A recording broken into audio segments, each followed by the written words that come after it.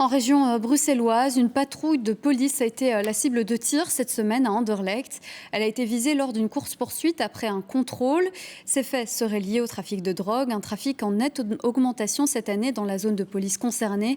Reportage Eric Black, Jonathan Romomarin et Laurent Rare. C'est sur cette place d'Anderlecht que des tirs ont eu lieu. Une fusillade à quelques mètres d'une station de métro, de commerce et d'une rue très fréquentée. Mercredi soir, après une course-poursuite suite à un contrôle de voiture, des policiers se font tirer dessus, probablement par une arme de guerre de type Kalachnikov. Les policiers sont choqués, leur chef témoigne. On essaie de les accompagner avec une aide psychologique, de parler avec eux et de les montrer qu'ils ne sont pas seuls. On essaie de mettre plus de patrouilles sur le terrain.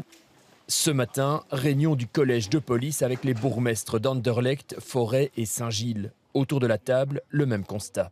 L'ultra-violence ne fait qu'augmenter. Donc, moi, j'en appelle vraiment à la mise en place d'un plan Marshall au niveau national pour combattre ces faits.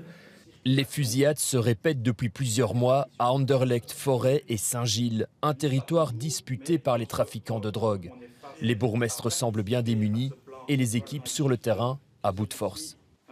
Ce sont des hommes et des femmes dans cet uniforme, des hommes et des femmes qui ont des moments de doute, des moments d'inquiétude, qui doivent aussi prendre du repos de temps en temps.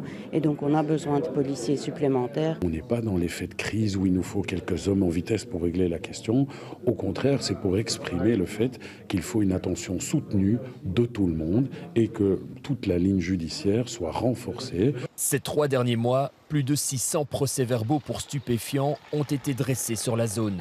C'est 5 fois plus que l'an dernier.